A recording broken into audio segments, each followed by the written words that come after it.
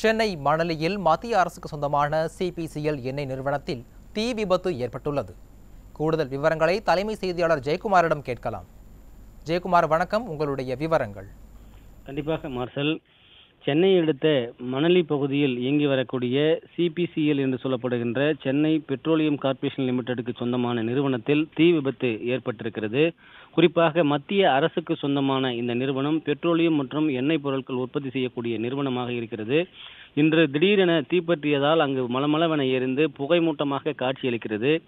ஏற்கனவே இந்த சிபிசிஎல் என்று சொல்லப்படுகின்ற இந்த நிறுவனத்தில் இருந்துதான் எண்ணெய் கழிவுகள், கச்சா எண்ணெய் கழிவுகளை திறந்து விட்டதால் எண்ணூர் குப்பம் துறைமுகமே பாதிப்படைந்திருக்கிறது. அப்படி ஒரு எண்ணெய் தயாரிக்கக்கூடிய இந்த பெட்ரோல் உள்ளிட்ட பொருட்கள் தயாரிக்கக்கூடிய இந்த சிபிசிஎல் நிறுவனத்தில் இந்த தீ விபத்து ஏற்பட்டிருக்கிறது. தீயை அணைப்பதற்காக எண்ணூர், மணலி உள்ளிட்ட பல்வேறு பகுதிகளிலிருந்து தீயணைப்பு வாகனங்கள் சென்றிருக்கிறது. இருந்த போதிலும் தீயை கட்டுக்குள் கொண்டு வருவதற்கு பல மணி நேரமாக போராடி வருகிறார்கள். அந்த பகுதி முழுவதும் புகை மூட்டமாக காட்சியளிப்பதால் மூச்சு திணறல் உள்ளிட்ட பல்வேறு பாதிப்புகள் இருப்பதாக மக்கள் தரப்பில் தெரிவித்திருக்கிறார்கள். அங்கு இருக்கக்கூடிய தீயணைப்பு வீரர்கள் தீயணைப்பு தண்ணீர் வாகனங்களை கொண்டு தீயை அணைப்பதற்கு தண்ணீரை பீச்சி எடுத்து கட்டுப்படுத்துவதற்கு போராடி வருகிறார்கள்.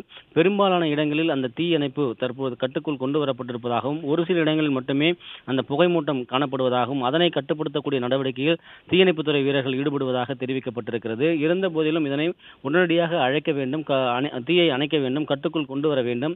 இல்லை என்றால் மூச்சு திணறல் உள்ளிட்ட பல்வேறு பாதிப்புகளுக்கு அங்கு இருக்கக்கூடிய மக்கள், மணலி, எண்ணூர் பகுதியில் இருக்கக்கூடிய மக்கள் ஆளாவார்கள் என்று வேதனை தெரிவித்திருப்பது குறிப்பிடத்தக்கது. மார்ஷல்,